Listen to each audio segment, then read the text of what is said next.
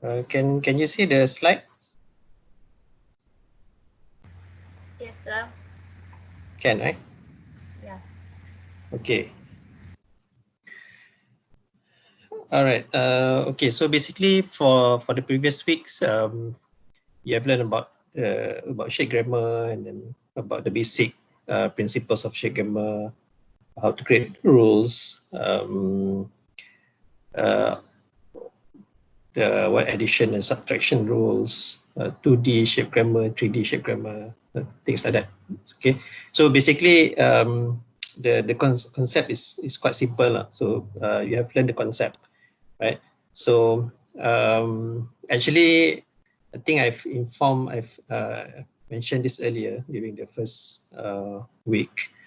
Basically, shape grammar is has been used in different areas that relates to design. Okay, not only architecture, it has been used in product design, it has been used in graphic design, and so on, right? Okay, so but because we are doing architecture, you are studying architecture, so of course it's only useful. It will be useful to use this shape grammar method in architecture or to produce architectural design, right? So today the lecture is going to be on we are going to look into application of shape grammar, the previous application, existing application of shape grammar in architecture. Basically, there are two ways of application in architecture. But today we are just going to look into the first application, which is analysis of existing design, or how we can use this shape grammar to analyze the existing design.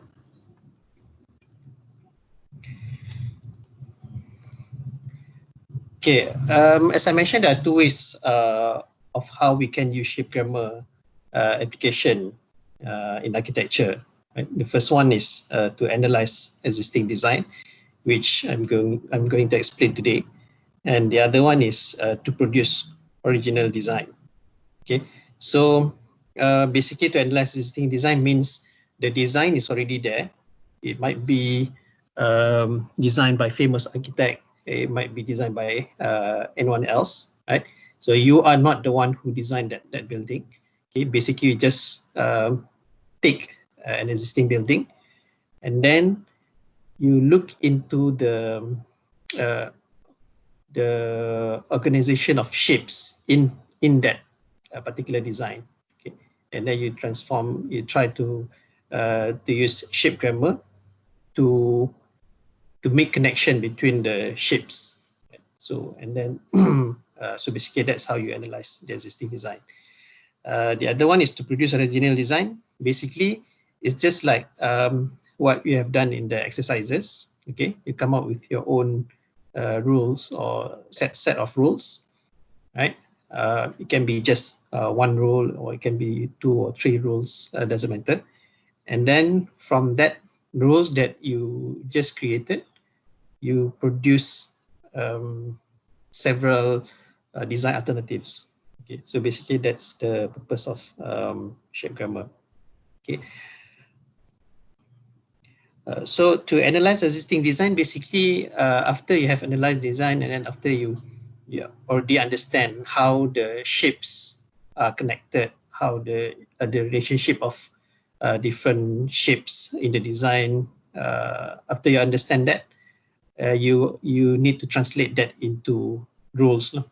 Okay, so to simplify your understanding, you translate that into rules, and then basically using the rules, the ultimate goal is to produce a different design. Okay, several design alternatives using the same principles of the original design. Right. Okay, so let's look into the some of the examples of projects using this kind of shape grammar application. Right. Okay, so the purpose of using shape grammar to analyze existing design is basically to learn about existing design style or language of design. Right? I think most of the time there are many times you were required in the design studio to conduct precedent study, case study on existing design, right? But normally you just look at the construction, you just look at maybe the plan, how the plan arrangement, so how the spaces are arranged in the building, okay? But I believe there's no time that you really analyze how the shapes or forms are arranged to create that design. Okay, so basically, if you understand that, then you would understand the language of design or the design style of that particular building, right? So basically, in this application, there are a few projects that has been conducted before. Most of them are just research projects conducted by maybe lecturers, overseas lecturers or PhD students. So basically, to understand the history or to understand the existing designs in the past. Okay, so some of the examples of the project is the Palladian Villa Grammar. Okay, so Palladian Villa basically the houses or bungalows, okay, mansions designed by Andrea Palladio. Okay, one of the he's one of a famous architect. And then Shape Grammar of Frank Lloyd Wright, Prairie Houses. I believe all of you know Frank Lloyd Wright. Okay, so basically Frank Lloyd Wright has designed so many buildings, right? So many buildings, so many bungalows, so many houses, offices. But this project, right, this research basically only looking at a few type of houses designed by Frank Lloyd Wright, which is categorized as prairie houses. And then another one is Japanese tea house grammar. So basically, in the past, there were a lot of maybe until now, so there are a lot of tea house in Japan, but this designed or constructed by different people. So there is no particular architect or designer that designed that the tea house. Okay, but even though it was designed by different, they were designed by different designers or architects, but there are some similarities between the different tea house. So basically, this project or this research look at the different design, but trying to find the common language behind those designs. Right. So as I mentioned, this kind of application is normally used in for research, in research or in PhD or masters at that level. But you can also use it in your design project. Okay, so if you understand how to do it, then you can use it in your design project actually. Okay, it is the best way to learn about styles or language of design. I don't know any other way that you can use to understand design language, right? I've never tried before, but by using this method, by using Shape Grammar, I believe we can understand the existing design better in terms of the arrangement of forms and shapes in that building. Okay, so if you look at the images at the bottom there, so the one on the left is basically the Palladian Villa, one of the Palladian villa. So basically, just like the Frank Lloyd Wright prairie houses, okay, there are a few houses in the same category, prairie houses. So even the Palladian Villa grammar, so in the Palladian Villa, basically, there are several bungalows, several houses designed by Andrea Palladio, which can be categorized in the same category because of they actually share the same principles. They look more or less the same. So in the end, we can categorize that into the same category. And then the image in the middle is the Roby house, designed by Frank Lloyd Wright. It is one of the house which is categorized under that Prairie house. And then the image on the right is basically the Japanese tea house. Okay, it's very simple actually. Okay, good analytic grammars can reveal the simplicity or regularities behind design that seem to be complex and random. I believe you have seen so many architectural designs that look very complicated. For example, if you look at Frank Gehry design, right, they might be very complicated. They might look very complicated, okay, because of the elements that he's using, and it might look quite random if you don't really understand the relationship between the form and between the shapes. So it might look very complex and random. But if you can analyze how the shapes, how the shapes in the design are connected to one another, the relationship between different shapes made, right? If you can really analyze that, if you can really understand that, somehow everything might become very simple. Okay, so it might be only using one or two rules, okay, basically to create that design which may seem very complex and random, right? So that's the beauty of using this shape grammar method application to analyze the existing design. Okay, so analytic grammars also embody general design strategies that students can learn from and use in their own work. Okay, so basically, once you have analyzed the existing design, okay, of course, the original design belongs to the architect or the designer that designed the building. But then, if you manage to analyze in terms of the shape grammar, right, and then you translate the analysis into rules.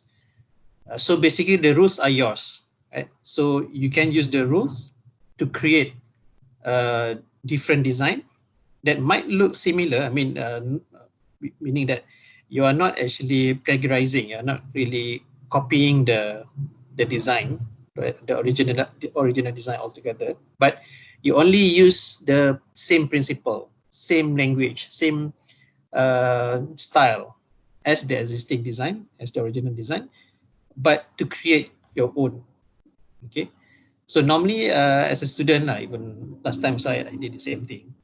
When we did precedent study or case study, we just look at the design, designed by famous architect normally, and then we just copy like certain parts of the building, right?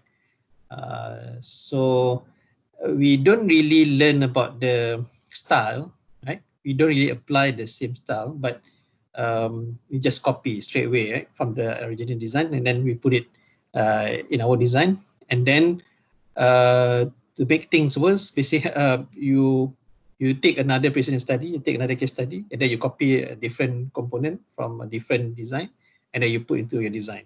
So in the end, it becomes like haphazard. So the design becomes very rojak, I would say, right? So because you have different elements, different style, and then you put together in one design. Okay, but actually the better way to do it is basically, if you really admire the work of a famous architect, right? So you want to learn about the design principles or the styles that are used by the architect.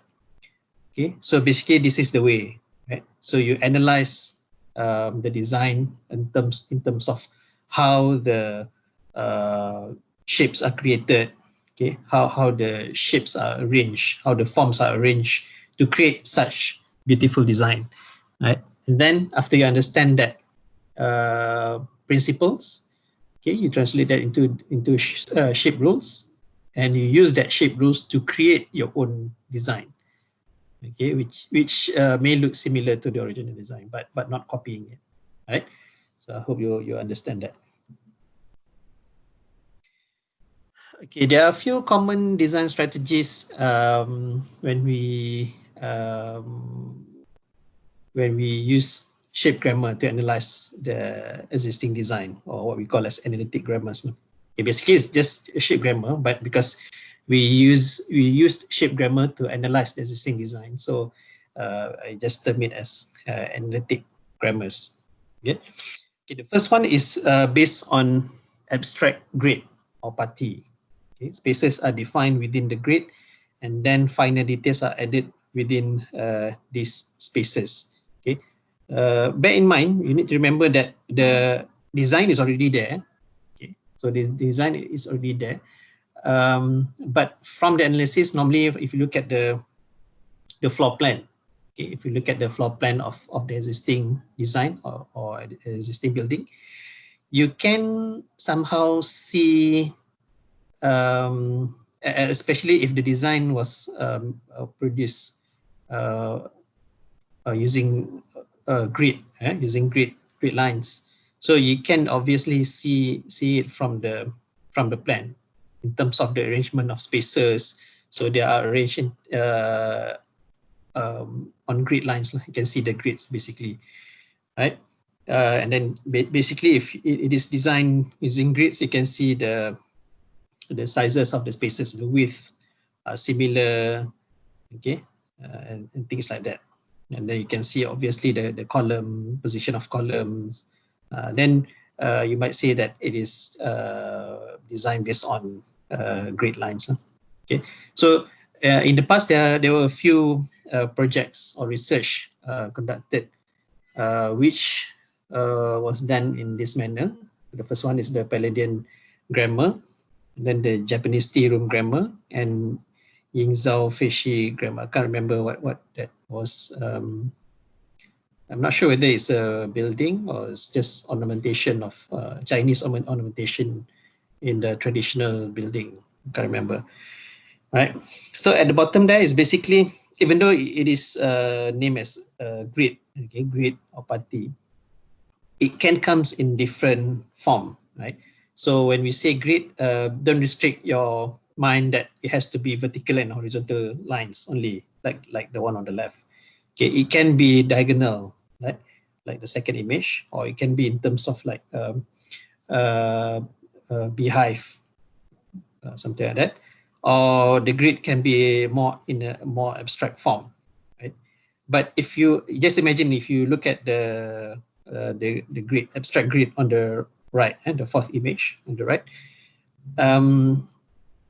sometimes you can if you look at an existing design, okay,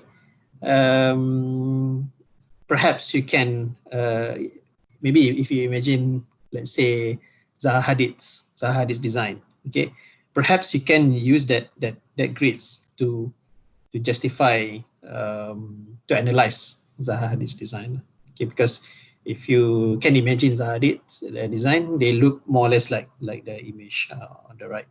Okay. Okay, this is the example of the Palladian Villa grammar, okay, using the grid. But basically, the research is quite long actually. If you look at, if you can find, if after this you want to find out about this Palladian grammar, okay, basically you can Google online. Okay, it's available online, I believe. On the step-by-step process of producing of analysis done by the researcher, and then the rules, all the rules created, and also finally the new designs, okay, created using the rules, right? So you can see from the floor plan, basically they are arranged in grid, right? So the basic unit is basically the first image, right, on the top left. Okay, this one. So that's the basic unit, and basically in the rules.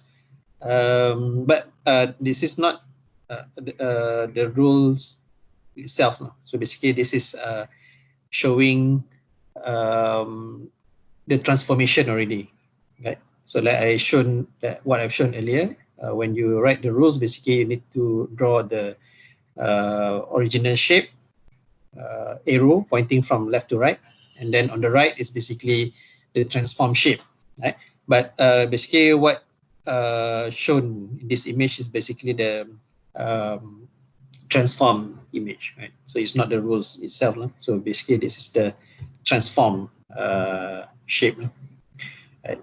But can imagine that this is the first unit. Maybe it started with just dots or lines, and then from there transform into this, and then another rules applied, transform into this, and so on. Okay, and then like I said, the rules can be quite a lot, right? It can be more than 50, right?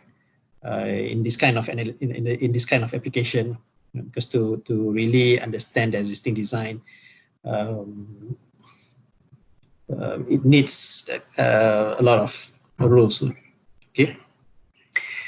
And then there are also rules to trim the spaces. So you just imagine that after you created the plan, it looks something like this. Okay, something like this. But in order for you to make this kind of spaces, you need a set of rules to maybe trim the space, trim the lines, or to create the internal spaces, right? Okay, so the images at the bottom are basically the different Palladian houses, the Palladian Villa, the Palladian Villa designed by Andrea Palladio. Okay. If you look at the three, basically those three are different design. Okay, like this one, it has like 6 pillars, right? And then this one got 1, 2, 3, also 6, but this one the staircase is actually from the side. This one the staircase is from the front. Okay, and then this one only 4 pillars, but the staircase is from the front as well.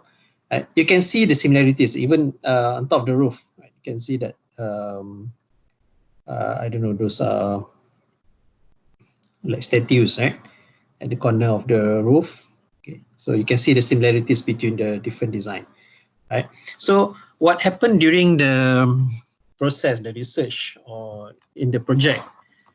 The researcher basically took all this design. I'm not sure whether it's 3 or I think more than 3 of the existing design, and then basically the researcher looked at the similarities between all the different elements of the different design, okay, including the floor plan, including the details, right, and so on.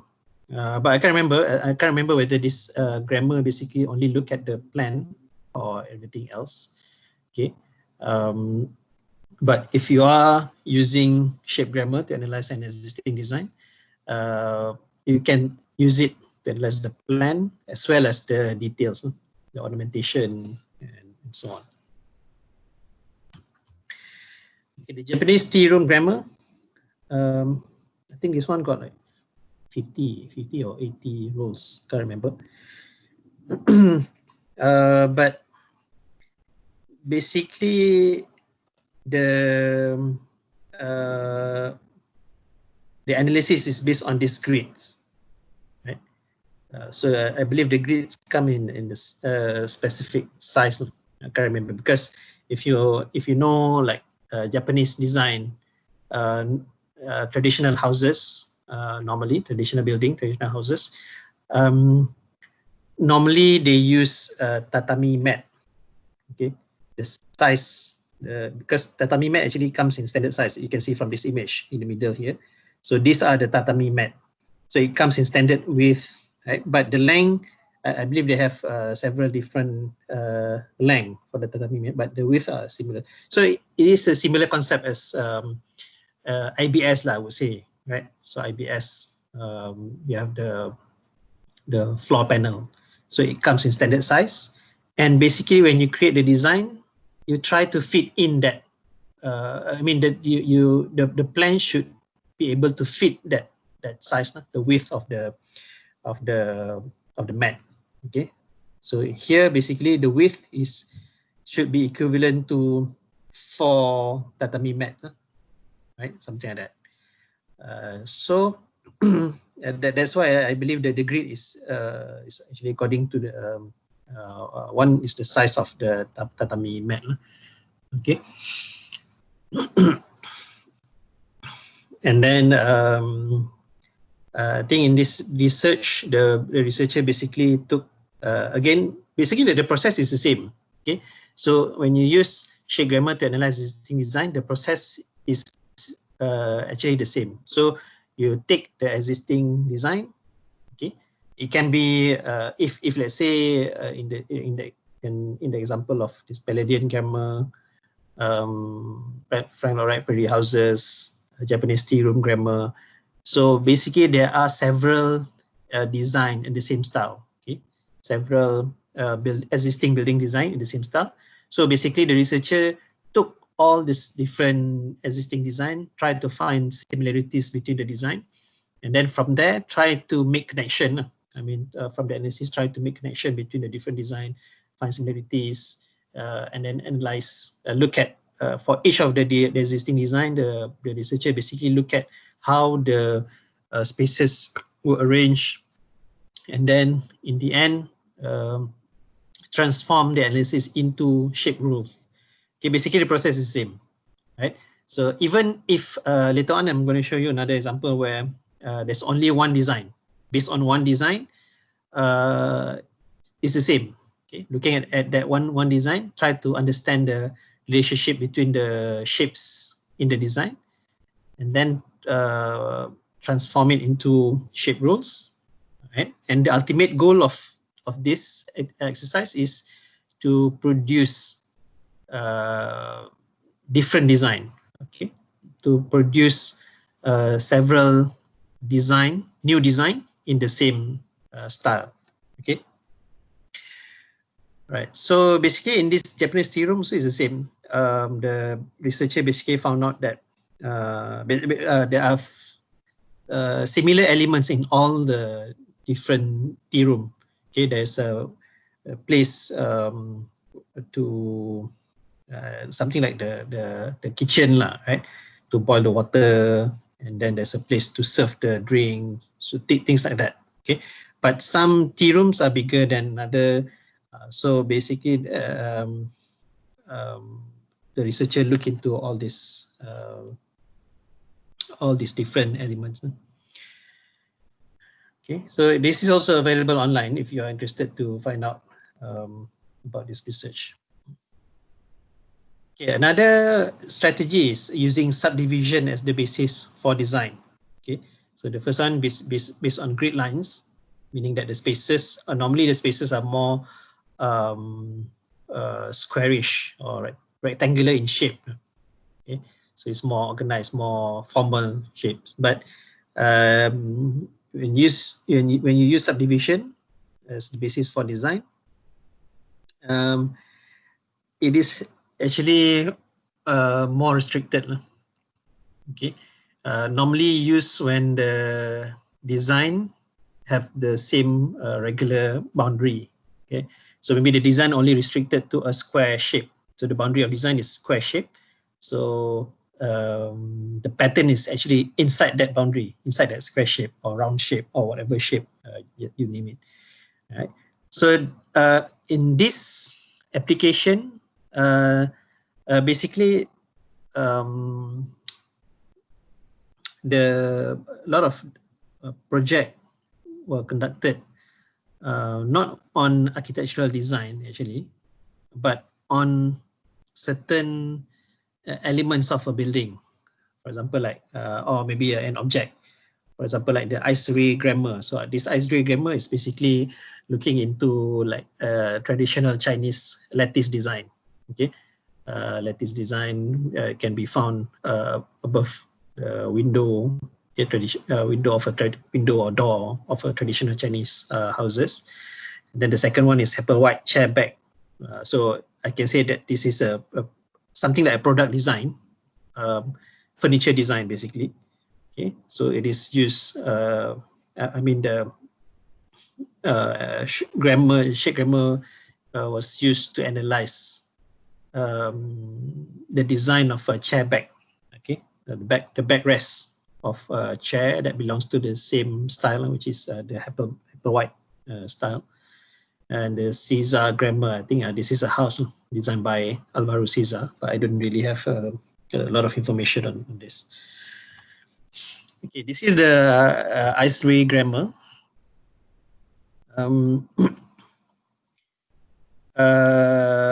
Okay, those are some of the rules. Not all the rules, but I believe that those are just some of the rules. So rule number one, triangle. From the triangle, you split into, because you need to understand that this is the design is restricted to a certain boundary. So each shape in that boundary will be subdivided. Okay? Subdivided to create design. So you just imagine, like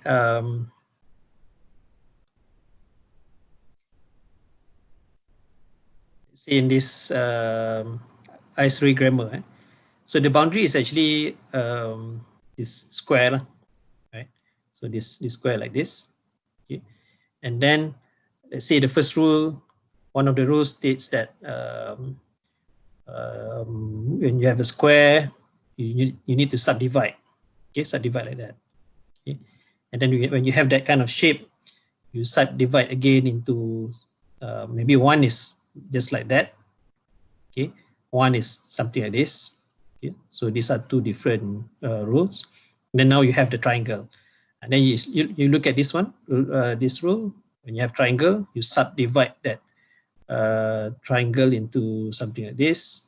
Okay, and then when you have this shape, you subdivide like this, So until it becomes the design that you see down there. Okay, so it's actually a result of subdivision. But you don't simply subdivide anywhere you like, right? When you analyze, basically you need to find the pattern, right? Some pattern or some similarities. Okay, you need to look at I would say patterns lah. How the shape was subdivided, okay, and then transform it into a rules. Okay, that's how how subdivision works, right? But I believe this research was done using computer, meaning that the computer that generates the design. Okay, and it was using parametric grammar. Parametric is something like something you just imagine that this triangle. Okay, so this triangle and this triangle is actually different. If you look at it literally, it's different lah, right? This one looks more or less like equilateral triangle, but this one is longer on this side, okay, shorter on this side. But parametric is something like you use perimeter to control the process. Okay, so for example, maybe the perimeter is I don't know how to explain that perimeter, but the triangle here might look different from here. Okay, so even though the triangle here might look different from this one, but you may still apply this rule to this triangle. Okay, so perimeter is something like as long as you have triangle, you can actually apply the same rules, something like that. Okay, yeah, which is quite difficult to do manually. So in this subject, basically you are going to do everything manually. You are going to produce the shape rules manually. So it's not possible for you to use this parametric design, right? Okay, the same goes to circles. Okay, like this one.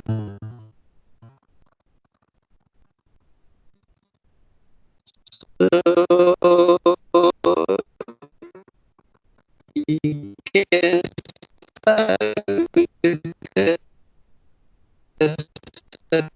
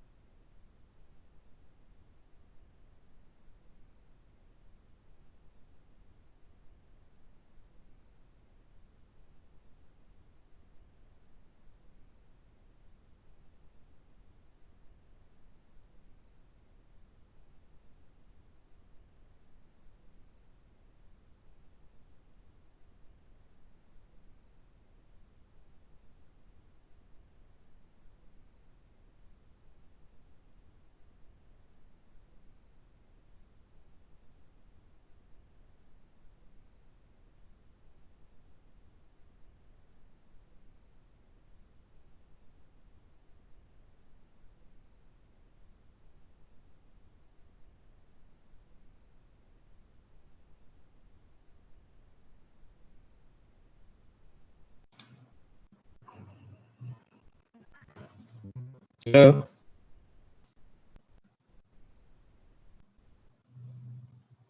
Hi, can you hear me? Can, but it's still a bit like breaking up a bit. Oh, okay. But the lecture just now, did you hear it or it broken up? Towards the end, it was broken up when you were explaining about starting the circle. Oh, okay, okay. Let me start again.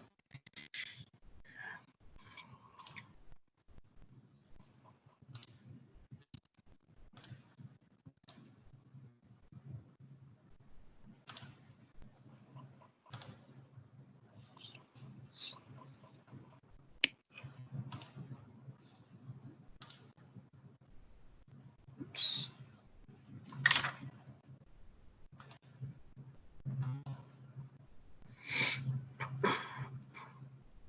Okay, can you see the slide? Yes. Okay. Right. Okay, let me continue. I think that's all for my explanation for the Esri grammar.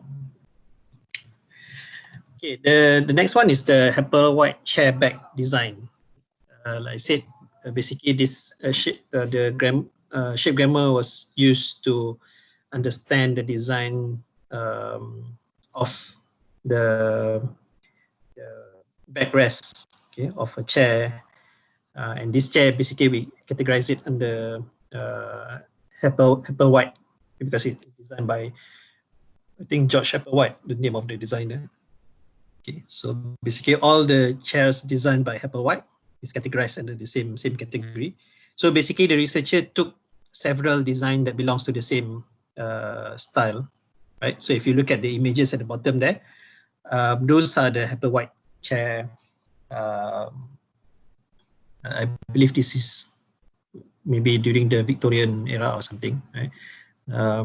So you can see that the backrest of the chairs, you can see some similarities between all the backrests.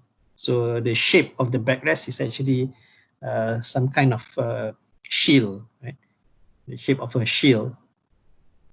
Okay, but as you can see, the top of the shield is different from between one to another. So some designs they have the same top. Okay, so some design, especially number 2, 3, 4, and 5, they share the same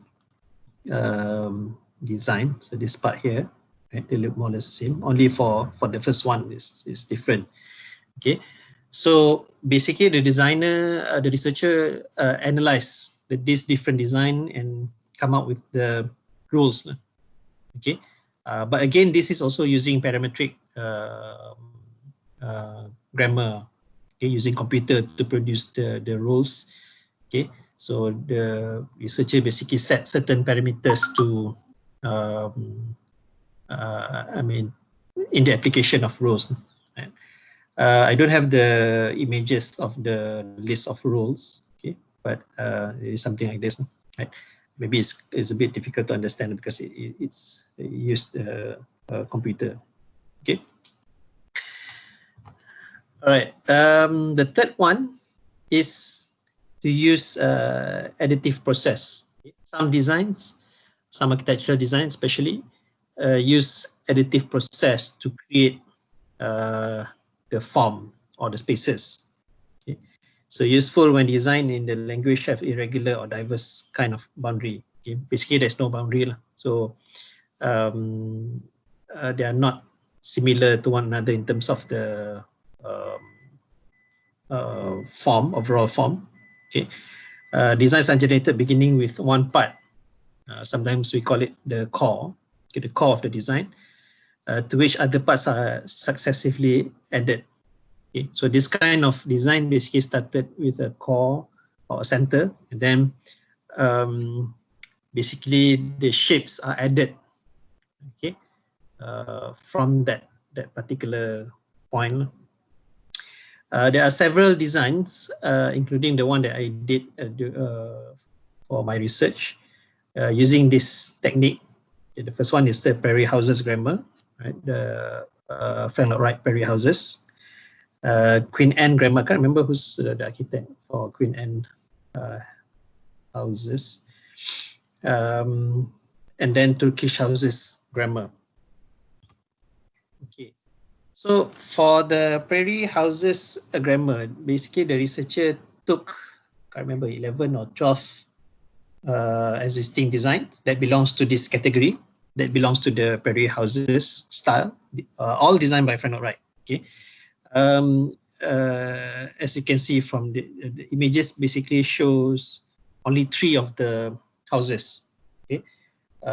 Basically, from if you look at a glance, maybe you would say that all of them are different. Okay, of course they are different, but then if you look closely, you can find some similarities in terms of maybe from the elevation also you can see, maybe in terms of the roof, okay, in terms of the chimney, so things like that. Okay. So as I mentioned, the process is the same.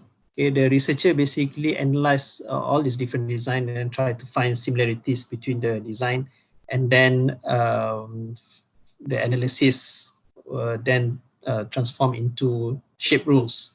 Okay, so from here you can see rule number 1 until rule 17. Okay, I believe there are more rules. It started with just a point. Okay, so that's the coordinate. I think this is also done using computer, and it's also parametric. And then the first rule basically stated starting from that coordinate point 0, 0, 0. Okay, so the first rule is basically to establish the core. So in this case, basically the core is the fireplace, right? So the fireplace, the researcher found out that from the analysis, the researcher found out that the fireplace is basically the node, okay, the point, the first point where the design is, how the whole design was brought up. It started from that fireplace. Then rule number 2, the first one is fireplace with, I believe, one, what they call it. If you can see the arrow, there's a white arrow there. So one is pointing one side. Number 2 is basically pointing on 2 sides. Okay, so they might look the same, but actually different. And then from there, the subsequent rules basically explaining how you should add shape or form in relation to that fireplace. Okay, so number 3, basically you add on this side. Okay, facing the frontage of the fireplace. And then this number 4 is basically you add a space on the side of the fireplace. Okay, this is at the back, right? Something like that. Good. There are several rules, and then all the subsequent rules basically specify how you can create. You should add spaces, so things like that. Okay, and then from there, basically in the end, the researcher managed to come up with, I don't know, maybe 40, 50, quite a lot of different design that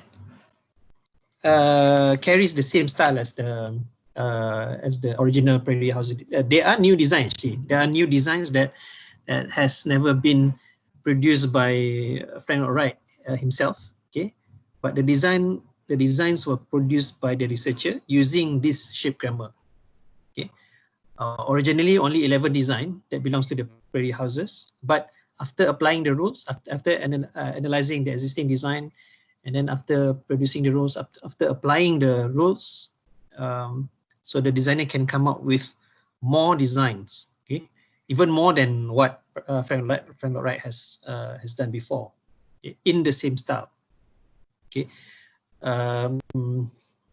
so I think maybe Frank Lloyd Wright should be proud of the designer, right?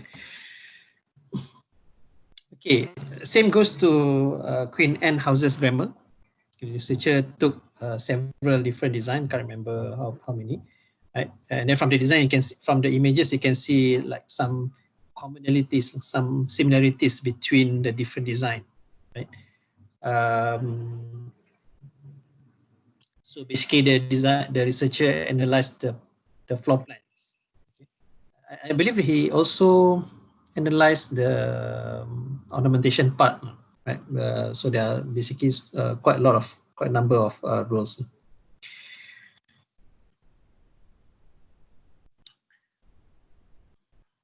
Okay, so basically the design strategies, in particular grammars, all the previous shape grammar projects that I've shown earlier. So the design strategies basically are theories of composition. So it's just theory, right? So it does not correspond to the historical fact or the way the designs were originally conceived, or the process by which they were originally created. So the process in the shape grammar is basically just theories, right?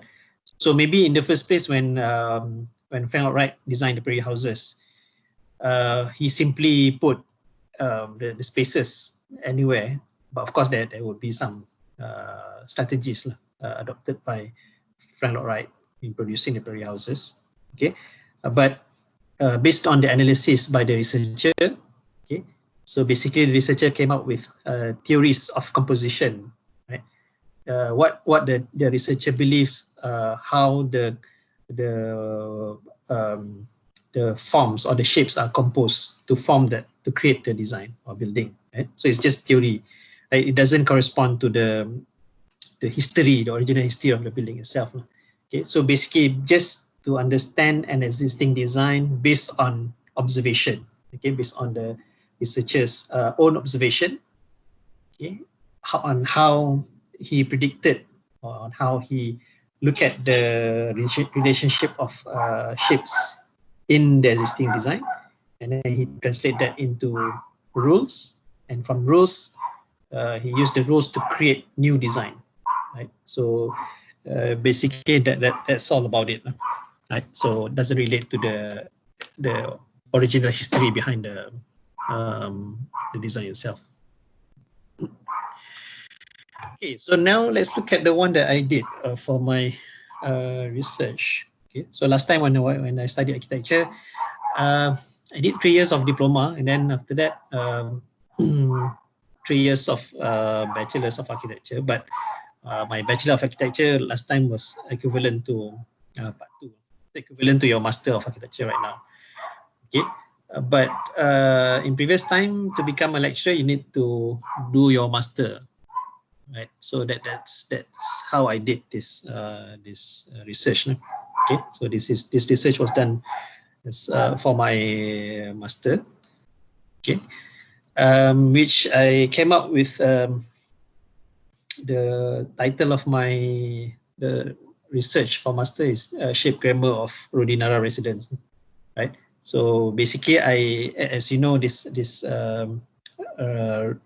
house, I think located in Bangi, Kajang or Bangi, somewhere there, designed by Jimmy Lim, right? Owned by Rudin Salinger, right? So there's only one such design in this world, right? So it is different from the projects that I've shown earlier, where basically the researcher took several designs in the same style. Okay, but in this case, I only took this design. So there's no other design that I refer to. So only this particular design. And then from this design, basically I analyze the elements, the different elements, the shapes, the relationship between the shapes in this design. And then I translate that into rules, shape rules. And from the shape rules, I managed to create I think maybe 30 design in the same style. Okay. Okay. So the first thing is the first step was basically I reviewed the floor plans. Okay. So I reviewed the floor plans, look at the maybe some similarities, some characteristics, and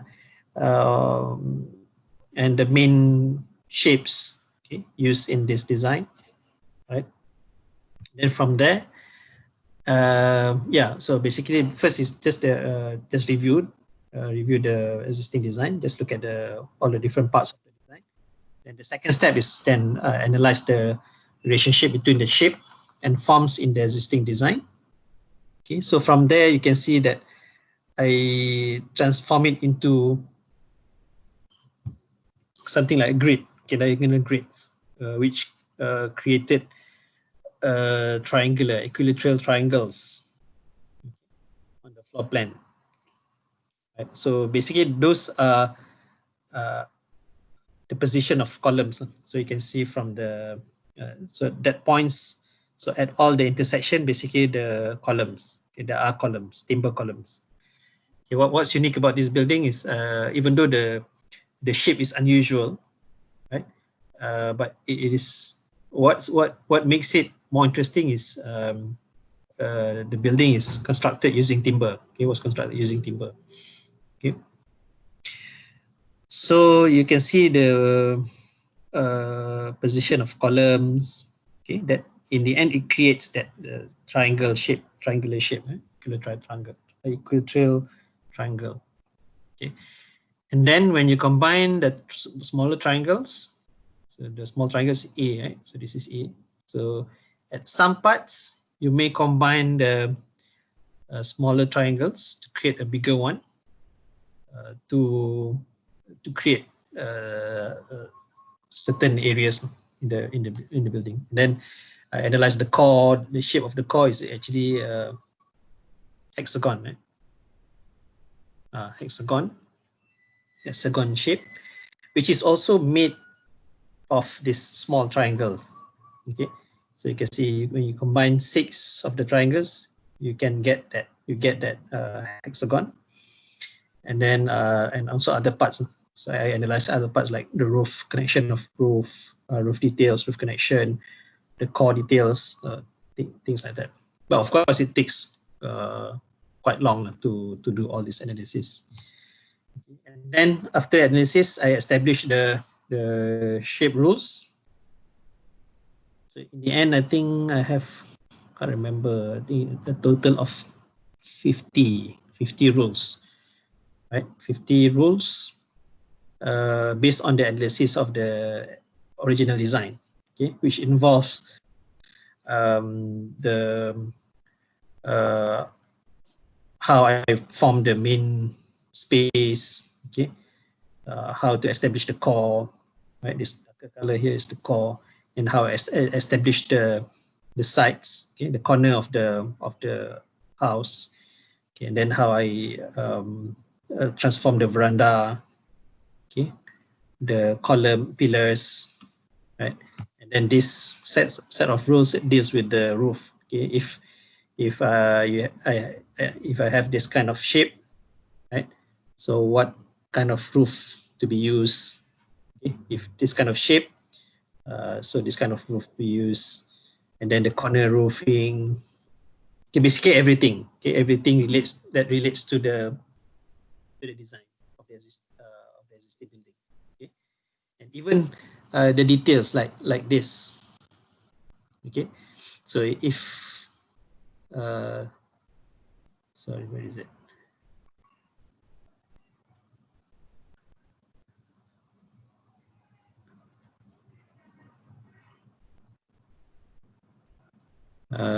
Yeah, for this one, right? The roof overhang. Okay, as simple as that one, right? And then the position of windows, right? And also the position of door. Okay, and then from there, I have created I think a total of 39 designs. Okay, 39 new design that has never been done by Jimmy Lim before. So what Jimmy Lim did was only design number 1, this one. Okay.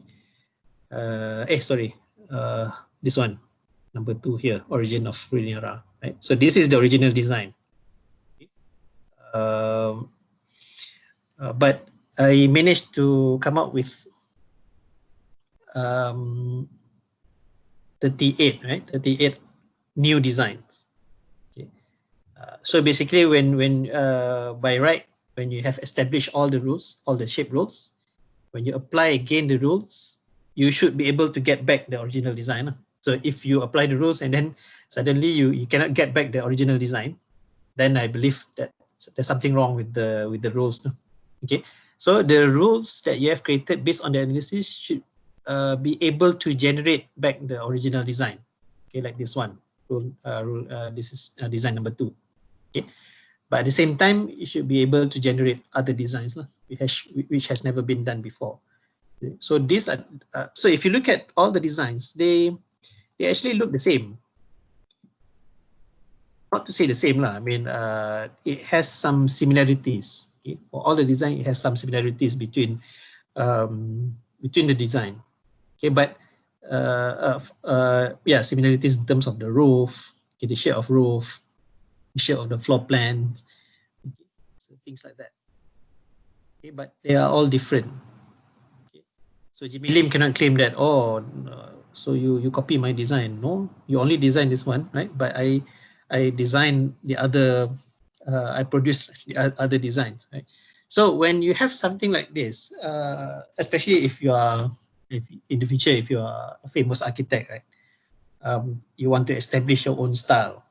So this shape grammar can become like a blueprint of your style. Okay, so maybe for client number 1, you design this building, right? For client number 2, you design this building, right? So you just take from here, different design. Okay, right.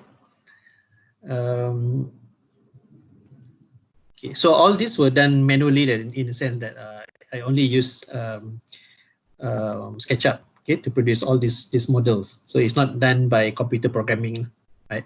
So manually here means it is done manually, even though I use computer software, but I made the model myself. So I didn't ask the computer to auto generate the model, okay, as a result of the rules, right? So if you don't know how to use computer software, you may use manual drawing. You can use hand to draw, or you can use physical models. So you can create models. It doesn't matter. So you can use any means that you want. Okay, so until this 139 design, and then from there, after that, as you can see from here, number 1, I put here origin of design of new design 1. Origin of new design 2, new design 3, design 4, and 5. I think 5 is not here. Oh, here 5 and 6. So basically, after I've produced all these basic designs, I took 6 of the design mentioned here, and then I detail out the process. Okay, so but here I only show two designs, 2 detailed design, but I actually did 6. Okay, so this is the process basically when I applied the rules. So it started with the initial object. So I apply SCH is schema lah. Schema is basically is the rules lah. Rule number 2, rule number 3, number 5. Okay, and so on. Right. So here, after applying rule number 11 and 12, it becomes like this. After applying rule number 13 and 14, it becomes like this. Okay. And then finally, right, I detail out the design. So I put the windows, everything. Okay. And then another one is this one, how I produce this design. Okay.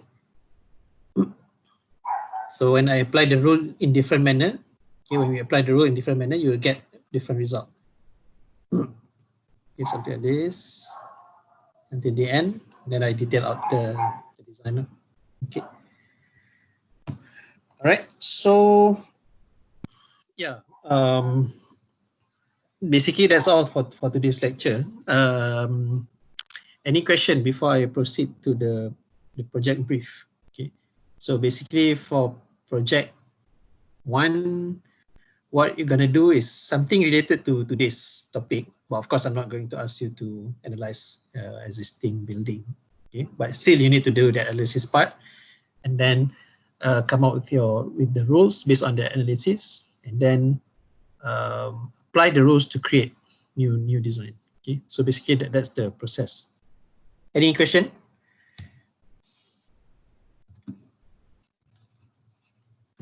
None for me, sir. Okay. I think now you are able to access times, right? Have you checked? Have you guys checked?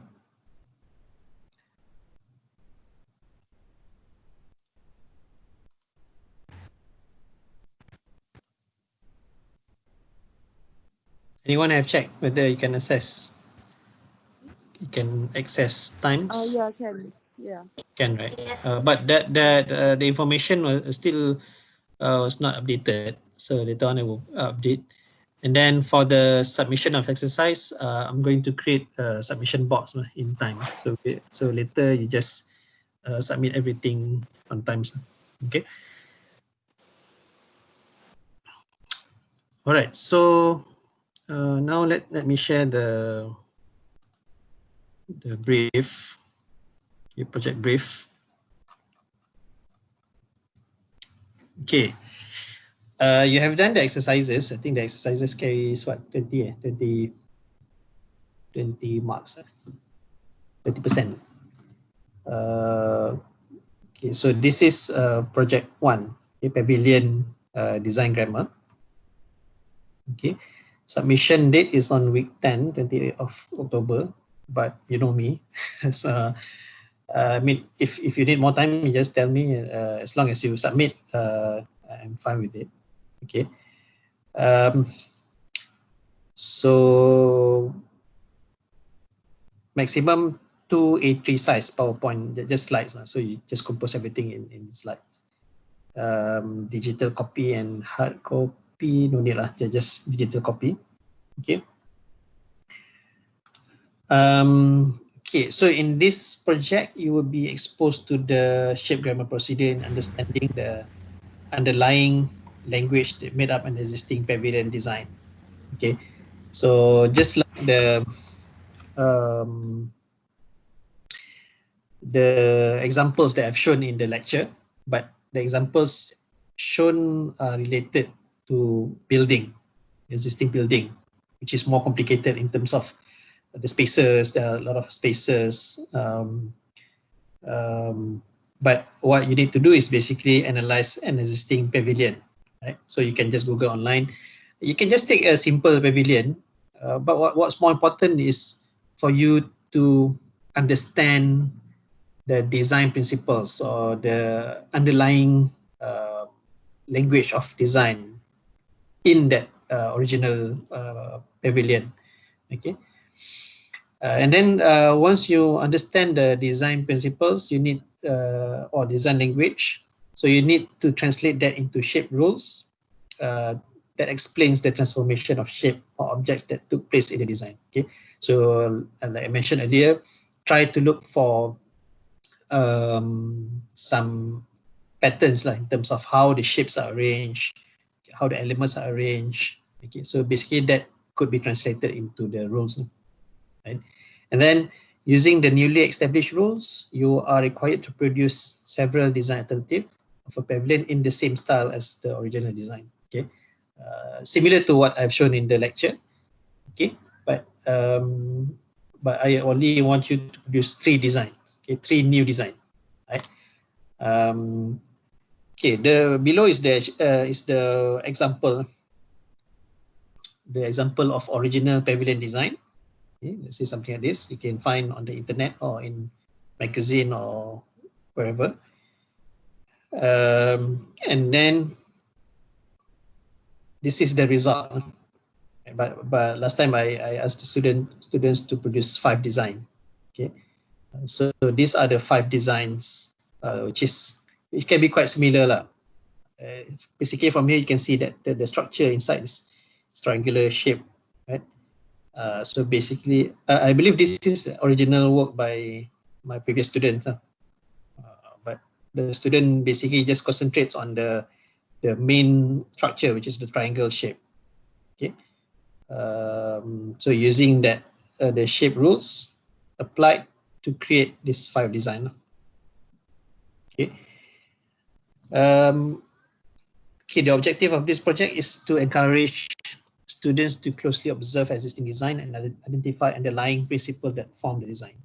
So instead of just looking at the design as it is, so now you need to look at the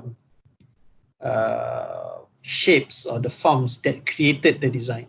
Okay, so if you can see a lot of triangles in the, like this one, you can see like this spiral or this curve elements here. And instead of just looking at it as a whole, as a nice pavilion design, so you need to look at it in the elements. Okay, so basically, if you look carefully, the elements are actually the same, especially the envelope.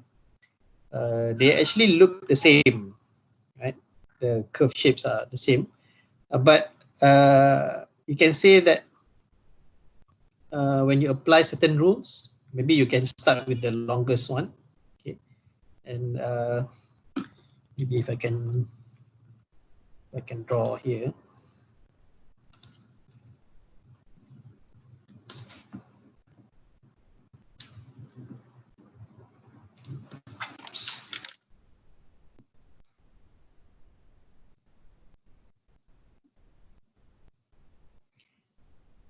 Okay, maybe the first rule is, let's say you have this element.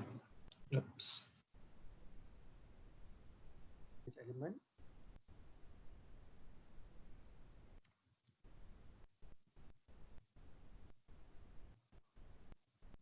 And then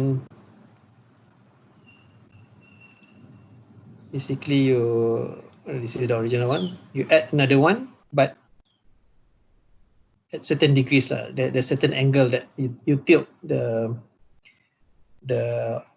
object, the next object. Okay, certain angle. So when you keep applying the rules, you can see that it becomes going down. And maybe another thing that you can adjust is the size. So maybe you scale down by maybe 0.7, you make it smaller. So when you keep applying the rules, the elements become shorter and shorter, and the angle become more, okay, going down and down, something like that. Okay, it doesn't really have to be accurate. I mean, just the your basic understanding how the shapes are arranged. Okay, and then if you look at the triangle inside there, if you scrutinize, maybe there's one rule related to that triangle structure. Okay, so it could be as simple as like this. Okay, but you need to bear in mind that this is a 3D form. Okay, so when you combine the two shapes, so instead of both shapes are flat, so maybe there's certain angle, okay, between the two shapes. So there's certain angle that you need to determine. Right? So, so based on the analysis, you translate that into rules. Doesn't matter how many rules you have. Okay. Sometimes if you are lucky, you can find. Basically, I found pavilion design that only utilizing one or two rules, maybe just two rules, right? But can create such an interesting design. And then number two is to allow students to create and explore new design using the same or modified design principle through shape grammar method. Right? What it meant here is you can straight away, after you analyze, you establish the rules. You can straight away using the rules. Basically, if you straight away use the rules, you would be using the exact same style as the original design. But you can modify certain parts, for example, like this one. Okay, original design has that this element, okay, the curved element of the envelope. But in the student's design, basically the modified version, so you can remove that part. So just concentrate on the structure, the main structure, which is also possible. Okay, so the task, you are required to select one existing contemporary pavilion design from the internet, which is believed to have certain underlying design principles. Okay, how you know that it has some design principle? It can be identified, especially if the design has repetitive components. Okay, repetitive components like the one I show on top. Gradual enlargement or reduction in scale, also the same as what I've shown earlier. Gradual rotation, okay, or other types of transformation. Right? You may simplify the components, especially if it is too complicated. Right? So, let's say in the original design, actually there are several sizes of triangles, for example. So maybe you can simplify. You just assume that all the triangles are the same size. So you can apply the rules again and again to the different triangles. Okay.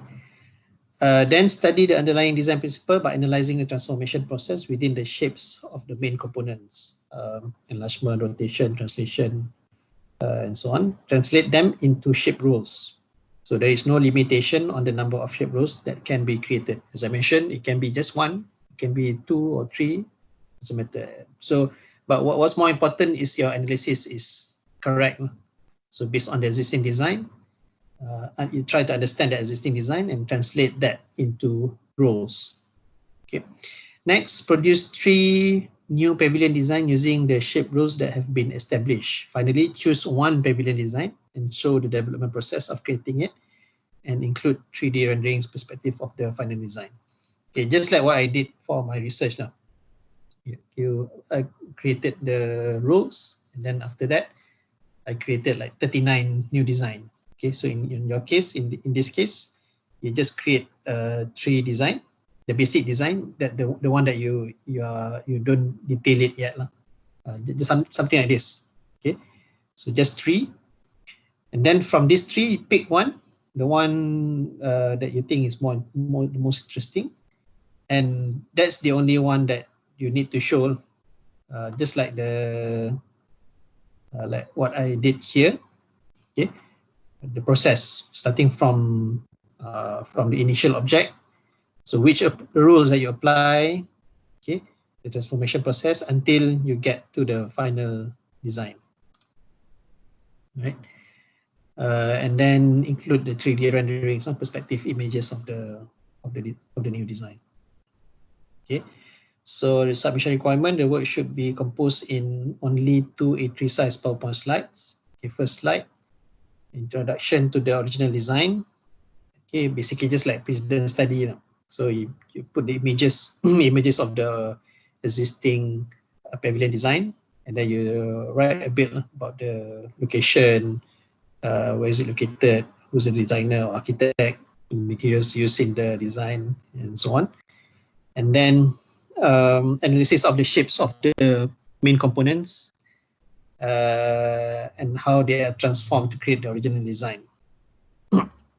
So basically the analysis part here, this is not the rules yet. Okay, so the rules here basically when you write it in the form of so you should write in this form.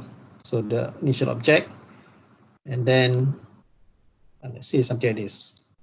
So this is rules, but the analysis of the shape can be something like you just write something about maybe the shapes. Okay, so you extract the information. Analysis is basically that you extract the information. Okay, let's say from here, from this image, you put an arrow, so you draw a triangle. Okay, and then you write something maybe triangle, triangular shape for the main structure, so something like that.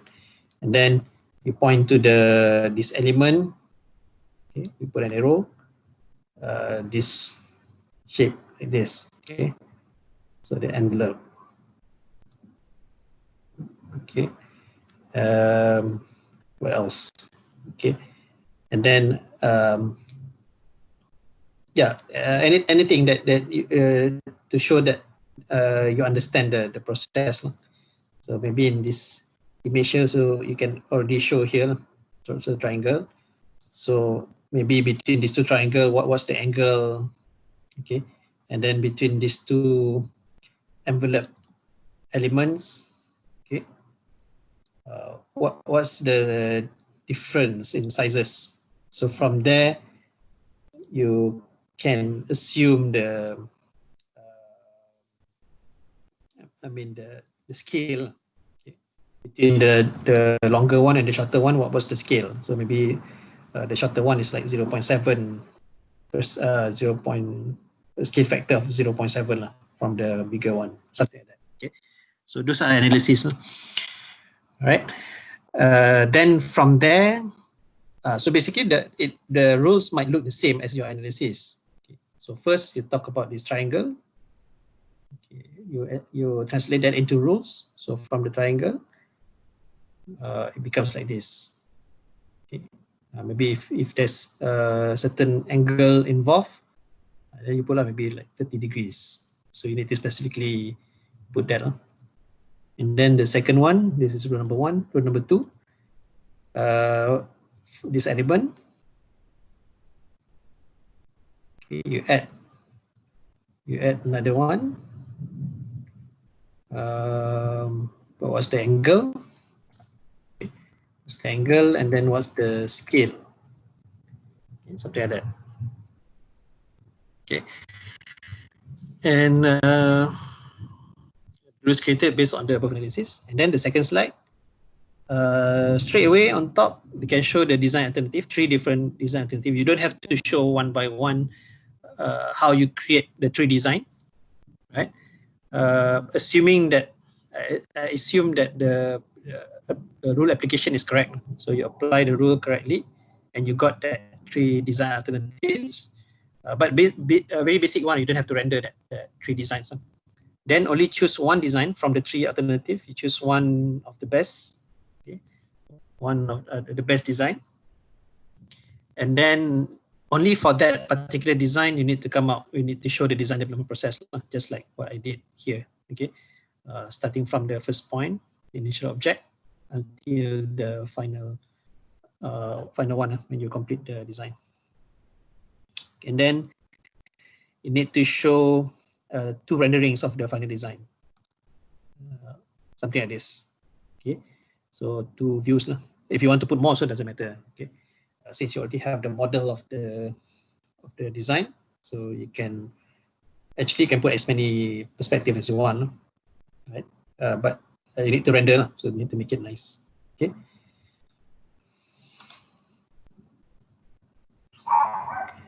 Okay, the drawings can be produced manually using computer or even using images of physical models. Right. So you can use physical models using model board or whatever. You just cut them into pieces and then you just take image and then you compose in A3. So if you draw manually, I don't know, maybe you scan or you want to use Photoshop, right? You scan and then you compose using Photoshop and put it in A3 form, right? So the assessment criteria is the ability to analyze the transformation of shape of the main components in words. In words here means basically here during the analysis, you just write something of how do you believe the transformation. I mean, based on the analysis, what do you think happened to the shapes? So you can write after this arrow. So you can just write something on the side. And then appropriateness of the shape rules created. Okay, based on analysis, you transform that into rules. And basically, I want to see the relationship between the analysis and the rules, whether they are appropriate or not.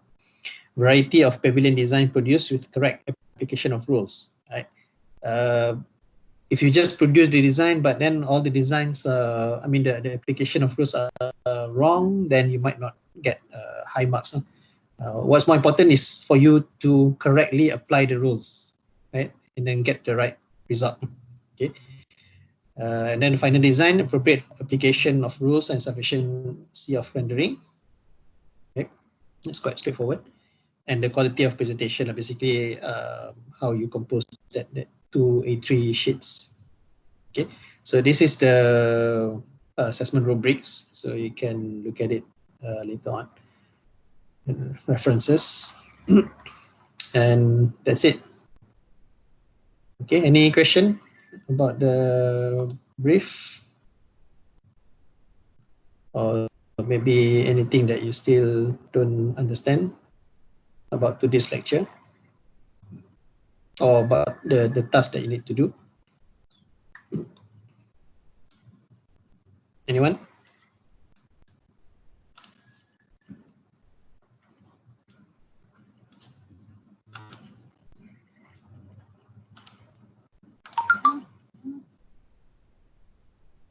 Cheryl, any question?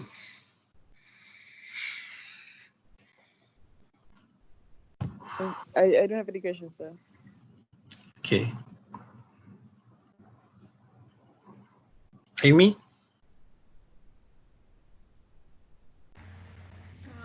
Does it need to be in scale, like the final outcome of the pavilion? Does it need to be what? In scale? In scale? Yeah. To scale. Not really lah. Basically, it's just want to see the form lah, the design. It doesn't have to be to scale. But of course, if if you use certain shapes, right? Like say triangle. So the shape of the triangle should be consistent, right? It depends now.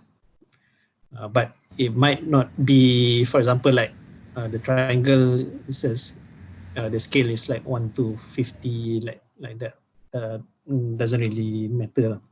Okay, but I believe if you produce the drawing or model using computer, right, maybe it's easy to have some kind of scale. Okay, but it's not compulsory, so it's not really compulsory. Okay, sir. Thank you. Okay. Aisha? No questions. Okay. So if there's no question, basically that's all from me, unless if you want to show me something so that I can comment on your exercise or anything, or maybe you want to show me the selection of your pavilion afterwards, so you can just PM me. Okay. So later on, I will just post this video on Times, as well as the brief and the slides. Okay, so I think that's all for today. Right. So, but okay, sorry. May I know when are you guys free? Apart other than this session, because the class now is from 10 to 1, right? Yeah. Any other days or times that you are free in, that you guys have common free slot? Because I might need to change this slot session to other days. I'm free on Friday What time? the whole day. I don't have Whole class. day. I'm free on Friday as well, but after 1, because I have class in the morning. What about Cheryl? My schedule is the same as Amy. See. Yeah. Okay. Do you know Melissa Kyo Ting Ying? Are you guys in the same class as her? I think she should be free good because she finished studio all right. Yeah, I think so. So most probably Friday afternoon. Okay. Okay, because suddenly I need to join services class. So the class is actually right now same time as this class. Oh, okay. With semester 5.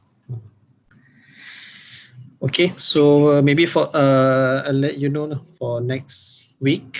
If the session is changed to Friday, then I'll let you know. All right. Okay, so I think that's all for today. Thank you so much. Thank you, sir. Okay, all right. Okay, bye.